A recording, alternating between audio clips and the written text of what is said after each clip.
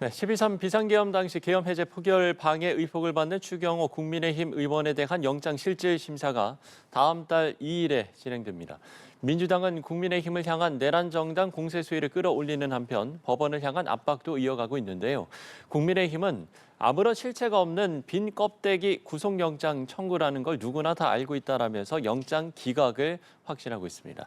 관련 내용을 포함한 정치권 이슈들 이승훈 전 민주당 전략기획위 부위원장, 송범규 국민의힘 대변인 두 분과 함께 이야기 나눠보겠습니다. 두 분 어서 오십시오. 네, 안녕하십니까. 네.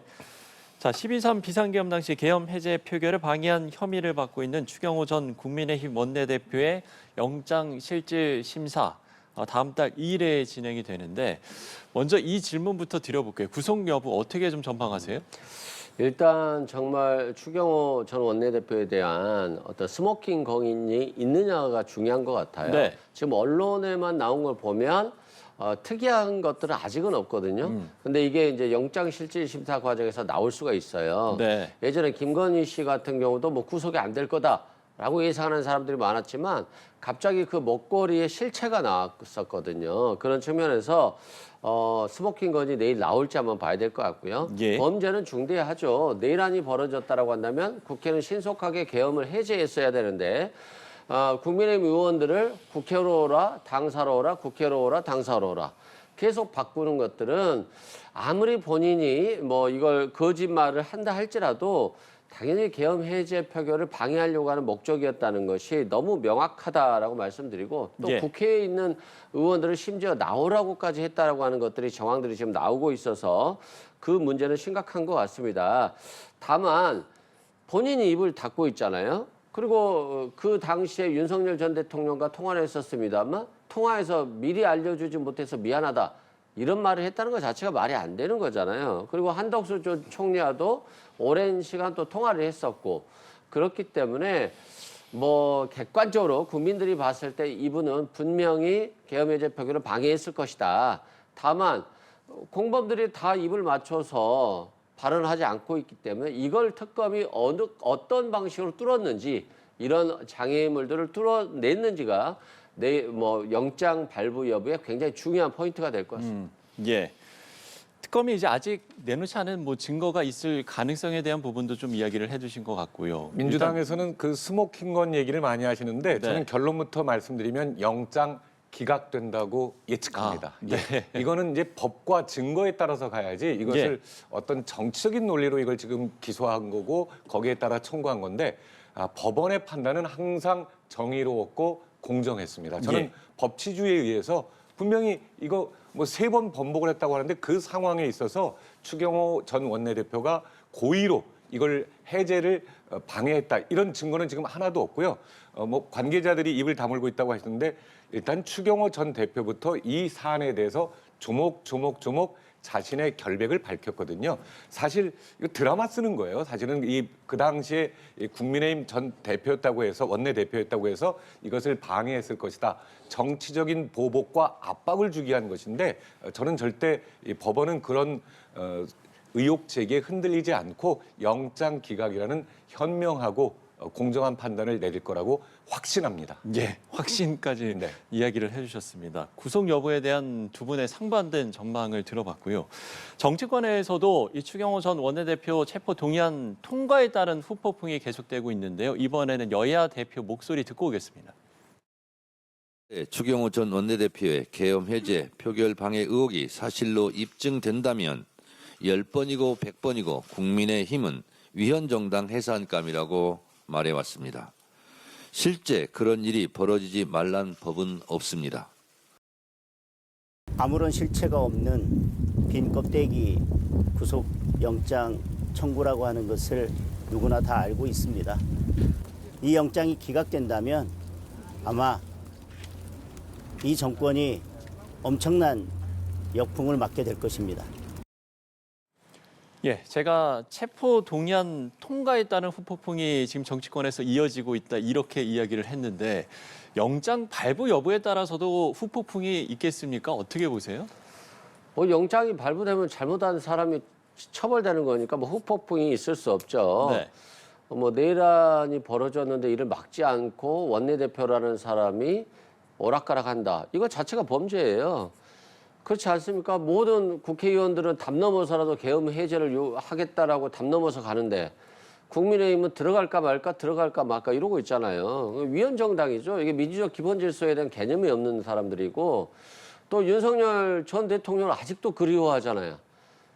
윤석열 전 대통령 왜 그리워합니까? 뭐 윤어게인이 왜 나옵니까? 아직 구속돼 있는 사람을 어떻게 끄집어낼 수가 있습니까? 또 다른 내란이 벌어지지 않는다면요. 그런 측면에서 좀 이해하기 어렵다라고 말씀드리고 위헌정당 해산감인데 문제는 국민의힘이 107석이라고 하는 국회 의석을 가지고 있기 때문에 만만치가 않아요. 위헌정당을 만드는데. 근데 이보다도 못했던 내란 선동만 했었어도 통합진보당은 위헌정당으로 해산됐었거든요. 그래서 윤석열 전 대통령의 내란에 공모하거나 도와주거나 이런 것도 잘못됐지만 지금도 여기에 대해서 사과할 줄 모르고 마치 잘한 것인 마냥 무슨 역풍이 어디 있고 내란머리가 어디 있습니까? 그러면 사법부를 존중한다라고 했는데 그럼 사법부가 구속시킨 윤석열 전 대통령과 김건희 씨에 대해서 존중을 해야죠. 그런 측면에서 저는 좀 국민의힘이 내란을 막지는 못했지만 지금이라도 좀 참여하면서 정상적인 민주 법치 정당으로 좀 돌아왔으면 좋겠습니다. 예. 장동현 대표는 영장이 기각이 된다면 엄청난 역풍을 맞게 될 것이다 이렇게 이야기를 했거든요. 네. 영장 발부 여부에 따라서 미칠 파장 어떻게 좀 봐야 되는 겁니까? 사실 체포 동의안은 이 추경호 전 대표가 밝힌 것처럼 본인이 네. 불체포 특권을 포기하고 정정당당하게 떳떳하게 이런 조치에 임하겠다고 했던 거고요. 예. 뭐 민주당이 다수니까 그건 분명히 그들의 의도대로 갔을 겁니다. 그러나 방금 보셨듯이 정청래 대표 불안한 거예요. 그래서 이게 사실로 입증된다면 그랬으면 정말 좋겠다는 그런 마음을 표현한 거거든요. 이게 되면 그 다음 단계는 무조건 이거다. 이거 말고는 길이 없다라는 그런 것들을 미리 짜놓은 그런 시나리오 맞춰서 하는 거고요. 대단히 죄송합니다만 지금 후폭풍 얘기하고 있는데 왜 윤석열 대통령 얘기가 나오는지 좀 모르겠습니다. 그게 계엄에 대한 부분에 있어서 장동혁 대표도 분명히 오늘도 책임을 통감한다는 얘기를 했거든요. 예. 그리고 지금 추경호 대표에 대한 그런 후폭풍을 이제 앵커께서 물어보신 건데 체포 동의안 가결 당연히 예상을 했고요. 그러나 지금 현 시점에서 중요한 것은 이런 정치적인 논리라든지 민주당의 바람이 아니라 법원에서 재판관이 얼마나 공정하게 판단하냐가 문제거든요. 그 이유에 있어서 민주당이 바람대로 안 됐을 때 지금 조희대 대법원장을 겁박하고 있지 않습니까? 이게 안 되면 화살은 이쪽으로 사법부로 갈 것이다. 이게 말이 됩니까? 본인들의 뜻대로 되면 계속해서 국민의힘을 위헌정당 해체로 몰아붙이고 그게 안 되면 사법부가 잘못된 거고 지금 계속해서 본인들 의도대로만 모든 그런 전국을 끌고 가겠다는 거거든요. 그렇기 때문에 국민들께서도 만약에 이번에 이 구속영장이 기각이 된다면 당연히 그렇게 될 거라고 보고 있습니다만 그렇다면 민주당의 이런 시도가 법에 의한 게 아니고 정치적인 목적에 의한 압박이었다는 걸 국민들께서 느끼실 거기 때문에 그런 역풍이 올 것이다라고 얘기를 하는 거죠. 예, 알겠습니다. 이제 장동현 대표가 계엄의 책임을 통감한다 이 이야기를 네. 해주셨는데 지금 이제 국민의힘 당내 소정파 의원들을 중심으로 비상계엄 1년에 대한 대국민 사과 요구가 커지고 있는 상황이지 않습니까? 지금 장동현 대표가 이런 이야기도 해서요. 구속영장 발부 여부에 따라서 여러 상황 변화가 올 것이다 이렇게 이야기를 해서 과연 장동현 대표가 어떤 입장을 밝히겠습니까? 이 부분은 어떻게 봐야 되는 겁니까? 사실 소장파들의 요구도 국민의힘은 존중을 합니다. 예. 장동혁 대표가 밝힌 것처럼 여러 가지 의견이 있기 때문에 그 의견들을 다 듣고 신중하게 검토하겠다. 책임있는 당대표의 그런 자세이거든요. 예. 저는 이런 논의들은 굉장히 바람직하고 이 안에서 국민의힘 안에서 그런 논의가 더 활발하게 이루어져서 장동혁 대표의 그런 결정에 어떤 지침이 돼야 된다고도 생각을 합니다. 그래서 장동혁 대표가 오늘 대구에서 밝힌 것처럼 네. 민주당의 의회 폭거 모든 국정을 마비시켰던 그런 걸로 계엄이 나왔지만 국민들께서 혼란과 고통을 겪으셨기 때문에 거기에 대해서 책임을 통감한다. 저는 여기에 분명한 사과의 의미도 담겨 있다고 생각하고요. 예. 그런 측면에서 이건 내분이라든지 아니면 소장파의 어떤 지도부에 대한 그런 뭐 압박이 아니라 정당한 민주정당에서 있을 수 있는 그런 의사표시로 생각하고 있습니다. 예. 비상계엄 1년이 됐을 때가 또 이 장동현 대표의 또 취임 100일을 맞는 또 그때기도 해서요. 네. 과연 이제 어떤 좀 입장이 나올 것인지 어떻게 좀 전망을 하세요? 뭐 국민들이 기대를 안 하잖아요. 뭐 일본이 그거죠. 맨날 사과했다가 신사참배하는 거하고 똑같은 거예요. 예를 들어서 내일 뭐 생각지 못하게 12월 3일 날 사과했다고 치죠. 며칠 있다가 또 윤 어게인 하면 그게 아무 의미가 없는 거잖아요. 그런 측면에서 사과는 한 번을 하더라도 진정성 있게 해야지 사과가 되는 것이지 예. 사과해놓고 나서 다시 독도는 우리 땅이라고 얘기하면 독도는 일본 땅이라고 얘기하면요. 그 믿어주질 않습니다. 그래서 장동혁 대표가 국민들에게 실망을 너무 많이 주고 있어서 국민의힘의 지지율이 무당층보다 더 낮다는 거 아니겠습니까? 그래서 좀 반성을 좀 했으면 좋겠고요. 민주당이 폭거를 하고 잘못을 했다라고 한다면 지난 총선에서도 졌고 대선에서도 졌겠죠. 근데 그 결과는 반대였고 결국 윤석열 전 정권에 대한 폭거가 심판한 거 아니겠어요? 그리고 위헌정당을 민주당은 정치적으로 주장할 수 있죠. 근데 국민의힘이 정말 위헌정당으로 해산될까 봐 좀 두려운 것 같긴 해요. 그만큼 신경을 많이 쓰는 것 같고 영장이 발부 안 될 수도 있죠. 근데 예. 그건 자신들의 머릿속에 있는 범죄 사실을 스스로 자백하지 않기 때문에 그런 것이지 국민들이 그게 모르겠어요. 뭐 초등학생도 아니고 계엄이 일어났는데 국회로 오라고 할지 당사로 오라고 할지 그 구별 못할 여당의 원내대표가 어디 있겠어요. 그런 측면에서 저는 잘잘못을 떠나서 지금이라도 진정성 있게 좀 반성을 하고 그 반성을 번복하지 않는 그런 모습을 보여줘야지 위헌정당이 아닌 것이지 여전히 안 보여준다라고 한다면 위헌정당인 네. 겁니다. 그러니까 진정성 있는 사과가 필요하다 이 말씀을 해주셨습니다. 두 분의 의견을 들어봤고요. 저희는 주제를 바꿔서 지난주에 2019년 국회 패스트트랙 충돌 사건과 관련해서 국민의힘 전현직 의원들에 대한 1심 선고가 있었는데 오늘 이제 같은 사건으로 재판에 넘겨진 민주당 전현직 의원들의 결심 공판이 열렸고 검찰이 모두 벌금형을 구형을 했습니다. 이 부분은 어떻게 보셨습니까? 그러니까 얼마 전에 나경원 의원 등에 대해서 벌금 선고가 됐잖아요. 그분들은 이제 뭐 국회의원을 감금한다거나 또는 뭐 의안가를 점거한다던가 이런 국회의 진행을 방해한 사람들이에요. 그렇기 때문에 이제 검찰에서 징역형을 나경원 의원 등에게 구형했는데 이제 벌금이 나왔던 것이고 오늘 그 박범계 의원이나 박주민 의원 같은 경우는 그 패스트 트랙을 통해서 법안을 통과시키려고 하는데 이를 불법적으로 막는 것에 대해서 다투다가 이제 폭행으로 기소가 된 부분이고 그렇기 네. 때문에 아마도 이제 구형이 벌금이었던 것 같아요. 그런 측면에서 국민의힘의 어떤 불법적인 것과 이를 막으려는 과정에서 발생한 부분은 좀 다르다. 다만 뭐 이런 부분들도 실은 검찰이 기소를 한 것 자체도 좀 부당하다는 생각이 들지만 법원에서 좀 현명한 판단을 통해서 이런 국회 선진화법을 무력화시키려고 하는 것들을 막은 행동에 대해서는 좀 다르게 판단을 할 필요가 있다는 점에 대해서 법원의 판결 선고가 또 한번 기다려지는 부분이 있는 것 같습니다. 예. 민주당에서는 뭐 말씀을 해주셨습니다만 정치 보복이자 탄압이다 이런 이제 반발이 나왔거든요. 그러니까 민주당 쪽은 사실은 법을 굉장히 뭐 존중하는 척하면서 무시하는 게 불리한 판단만 나오면 이거는 법원이 잘못하고 있다라든지 검찰이 잘못하고 있다 이러거든요.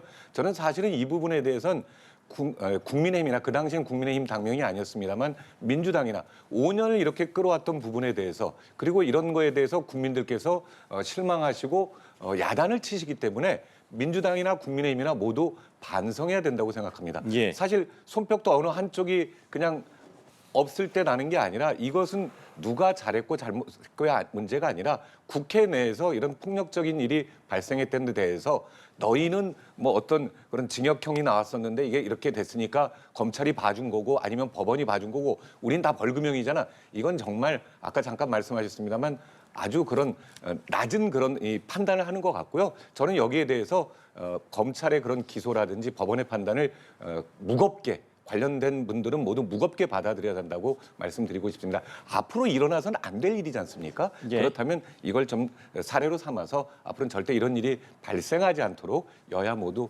같이 노력하자. 이 말씀을 이 부분에 대해서는 똑같이 드리고 싶습니다. 네. 예. 그런가 하면 이제 지난주에 벌금형을 선고받았던 국민의힘 의원들이 항소를 제기했는데 검찰은 항소를 포기를 했거든요. 이 부분과 관련해서 민주당이 대장동 사건 항소 포기 때는 집단 행동까지 불사했다가 이번에는 침묵하고 있다 이렇게 비판을 했거든요. 이 목소리는 어떻게 들으셨어요?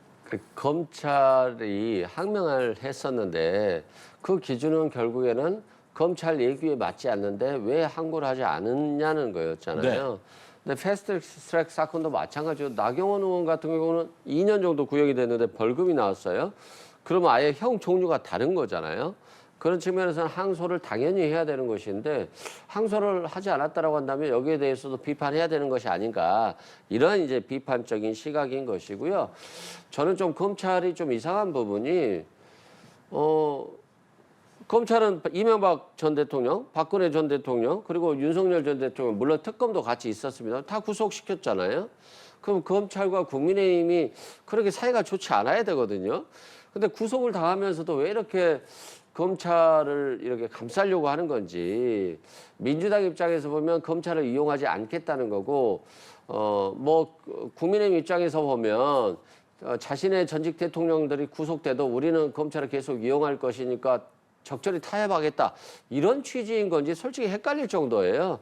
그래서 검찰의 어떤 성역도 이제는 무너졌듯이 네. 권력기관들이 제대로 국민을 위한 봉사를 하지 않으면 결국 무너지는 거예요. 검찰도 결국 무너지지 않았습니까? 그런 측면에서 사법부가 됐든 검찰이 됐든 그 어떤 권력기관이라도 국민 위에 설 수 없다는 점에 대해서 좀 겸허해질 필요가 있다라고 생각됩니다. 네, 손 대변인의 의견도 들어보겠습니다. 검찰의 성역이 무너지고 이렇게 좀 겸허해졌으면 좋겠다면 전 민주당 국회의원들도 좀 그랬으면 좋겠습니다. 대한민국은 헌법 국가고 자유민주주의 국가고 삼권 분립이 있거든요.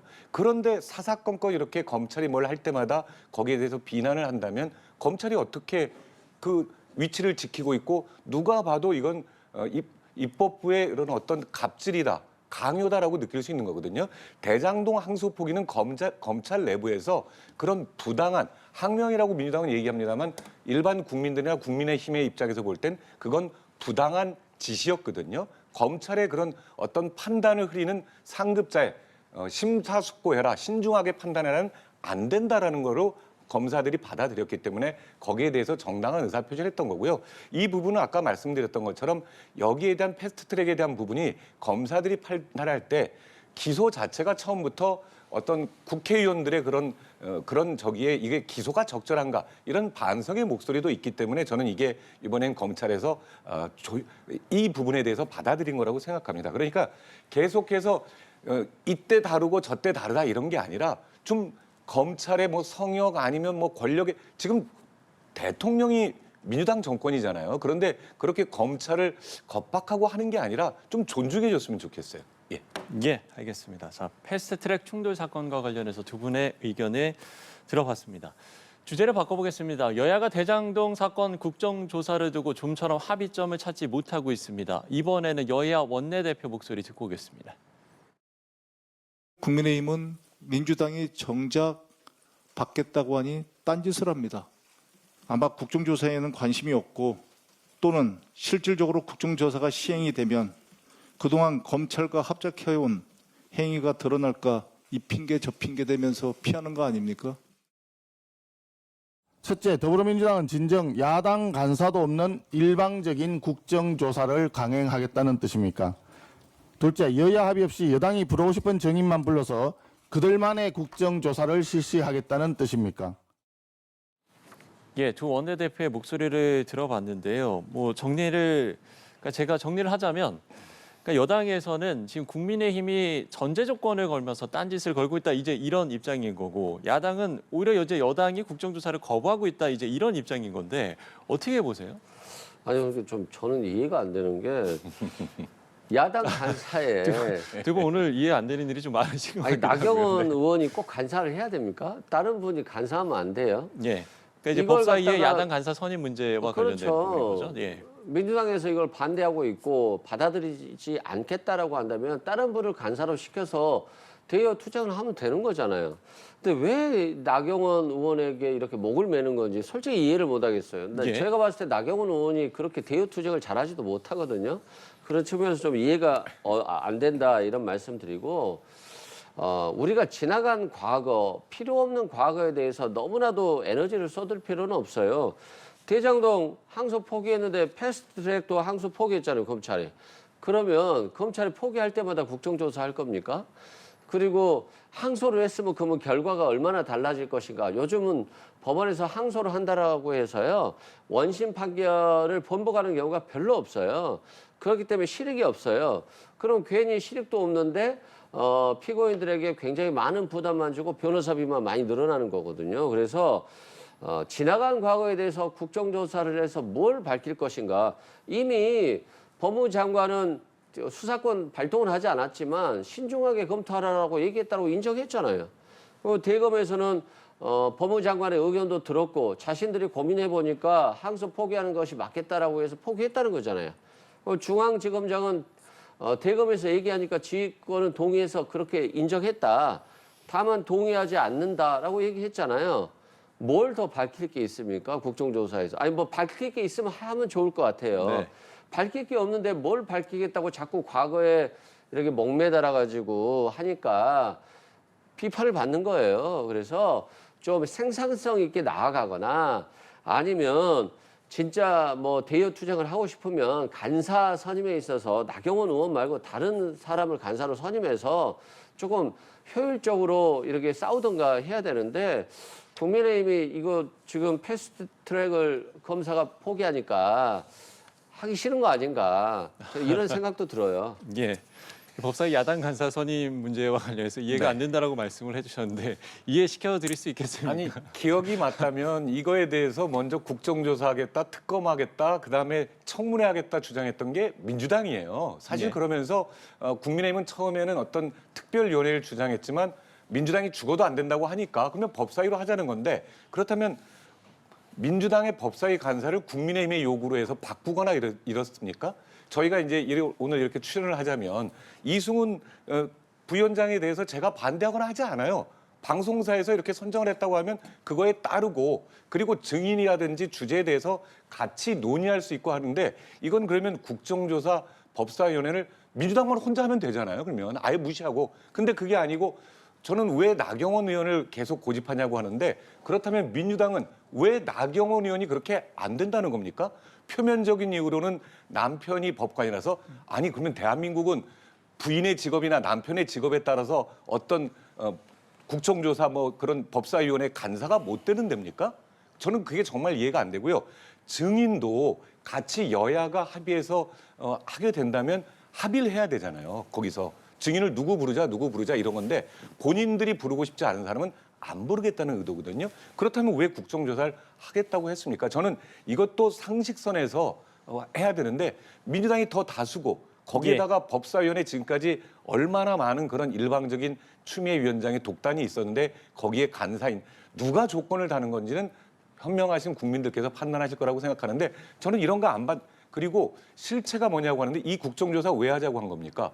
검찰 검사들의 항명 외에 대장동 일당 누가 이걸 설계했고 그리고 지금 받지 못하게 될 위기에 처해 있는 7,800억 원 정말 천문학적인 대한민국 역사 이래 가장 천문학적인 그 금액을 어떻게 이 일당으로부터 받아낼 것인가를 민주당 그냥 말 편하게 하죠.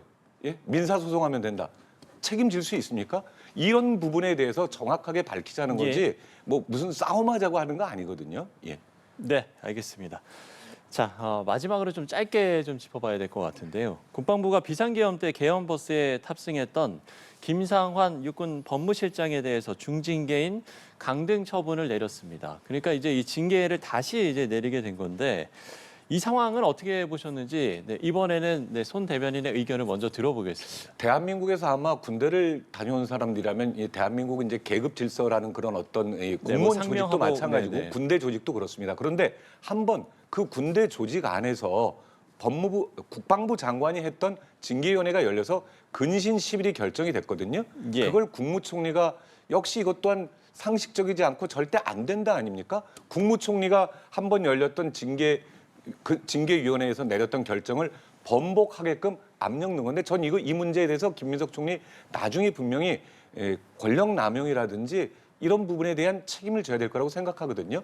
이 법무실장이 그러면 거기서 30분 동안 버스 타고 오는 동안에 어떻게 국방부 장관이라든지 다른 상급자에게 뭐 계엄에 대해서 보고할 팀이 있었겠습니까? 새벽 2, 3시에 갑자기 소집되어서 나와서 버스에 타고 왔던 건데 저는 이것도 너무 이 엄정하게 재검토가 아니라 그냥 강하게 징계해라. 우리 입맛에 맞게. 그런 부당한 요구로밖에 보이지 않기 때문에 이거 분명히 나중에 책임져야 될 겁니다. 예. 그러니까 이제 김민석 총리가 이제 당초에 이제 경징계인 근신 10일 처분을 하고 나서 이후에 다시 이제 재검토하라라고 해서 취소가 돼서 중징계 강등 처분이 내려진 건데 이 부분에 대한 이제 지적을 해주셨거든요. 반론 기회 드리겠습니다.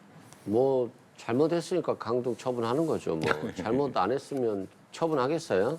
뭐 본인이 정말 잘못한 게 없으면 여기에 대해서 행정소송을 해도 될 것 같고요. 법무실장이잖아요. 아무래도 법에 대해서 더 잘 아는 분이고 네. 이번 계엄이 내란이라든가 아니 전시 사변 이에 준하는 사태가 아니라는 걸 명확히 알기 때문에 더 엄중하게 대처하고 법무실장으로서 이 계엄의 부당성에 대해서 적극적으로 필요가면서 이 개입 여지가 없다라고 하는 것을 명확히 밝혔어야 되는데 그냥 남들 탄다고 그냥 따라가서 그대로 가서 그냥 어쩔 수 없었어요. 뭐 계엄에 동조할 수밖에 없었어요. 군인이니까 항명하면 안 되니까요. 이러면 되겠습니까? 항명한 분들 지금 다 승진되고 있잖아요. 불법한 계엄에 대해서는 항명할 줄 알아야 되는 것이지 진정한 국민을 위한 군대인 것이지 그냥 계엄하는데 그냥 어쩔 수 없어서 따라갔어요. 이게 진정한 군인 정신이 아니잖아요. 그런 군인 정신이 뭐 예전에 1970년대 때나 어쩔 수 없었다라고 하지만 지금은 다 이걸 믿고 따라가서는 안 되죠. 국민들도 아는데 이걸 갖다가 그냥 가면 되겠어요. 저는 그래서 이게 엄중해야 된다. 본인은 좀 억울할 수 있는 게 있을지 모르지만 그 처분은 엄중해야지만이 다시는 윤석열 전 대통령 같은 사람들의 내란 행위를 절대 방지할 수 있다라고 생각합니다. 예, 알겠습니다. 오늘 정치권 이슈는 여기까지 나눠보도록 하겠습니다. 이승훈 전 민주당 전략기획위 부위원장, 손범규 국민의힘 대변인 두 분과 함께 이야기 나눠봤습니다. 오늘 말씀 고맙습니다. 네, 수고하셨습니다.